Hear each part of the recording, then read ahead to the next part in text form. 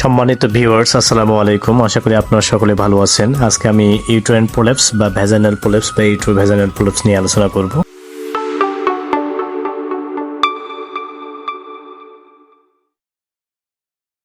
এটা খুবই একটি কমন সমস্যা। বর্তমানে আমাদের দেশে গবাদি পশুর, বিশেষ করে গরু এবং মহিষ এবং ছাগলের এই সমস্যাটি দিন দিন বেড়ে চলছে।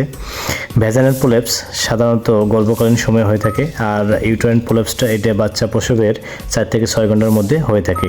ইউটেরাইন প্রোলেপস সংঘটিত হওয়ার পর দ্রুত অভিজ্ঞ নিবন্ধিত ভেটেরিনারি প্র্যাকটিশনার দ্বারা চিকিৎসা না করলে পশু কয়েক ঘন্টার মধ্যেই মারা যায়। ইউটেরাইন প্রোলেপস বা ভ্যাজাইনাল প্রোলেপস কেন হয়? প্রসবকালীন সময়ে গাভী অতিরিক্ত কোদ দিলে, প্রসবকালীন সময় হাসকা টান দিয়ে বাচ্চা বের করলে, গাভীর খনিজ লবণ বিশেষ করে ক্যালসিয়াম ও ফসফরাসের অভাব হলে, গাভী ম্যালনিউট্রিশনে দীর্ঘদিন ধরে ভুগলে, অনভিজ্ঞ লোক দ্বারা বাচ্চা প্রসব করলে, অনভিজ্ঞ লোক দ্বারা আটকে থাকা গর্ভফুল বের করলে, ফাইটো হরমোন ব্যবহৃত ঘাস বা অন্যান্য খাদ্য খাওয়ালে, গাভীর হাঁটার অভ্যাস না থাকলে, এস্ট্রোজেন আছে এমন ঘাস বা ঔষধ ব্যবহার করলে। কি লক্ষণ দেখে আমরা বুঝবো যে এটি ভ্যাজাইনাল প্রোলেপস বা ইউটেরাইন প্রোলেপস হয়েছে? যোনি মুখ দিয়ে যোনি বা জরায়ু আংশিক বা সম্পূর্ণ বের হয়ে আসে। ইউটেরাস বা জরায়ু উল্টো হয়ে বের হয়ে আসায় কটিলিটন দেখা যায়। প্লাসেন্টা বা গর্ভফুল সহ ইউটেরাস বা জরায়ু বের হতে দেখা যায়।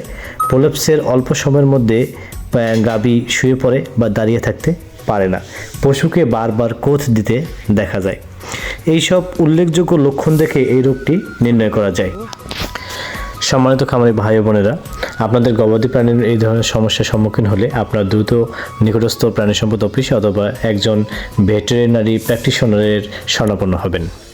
এই রোগটিকে প্রতিরোধ করার জন্য গর্ভকালে গাভীকে ক্যালসিয়াম ফসফরাস সরবরাহ করতে হবে। গাভীকে এমন ঘাস খাওয়ানো যাবে না যে ঘাসগুলোতে প্রচুর পরিমাণে ফাইটো হরমোন ব্যবহার করা হয়। গাভীর বাচ্চা প্রসবের সময় অবশ্যই একজন অভিজ্ঞ ডাক্তারের শরণাপন্ন হবেন। আমাদের ভিডিওটি ভালো লাগলে আমাদের চ্যানেলটিকে সাবস্ক্রাইব করে রাখবেন। ধন্যবাদ।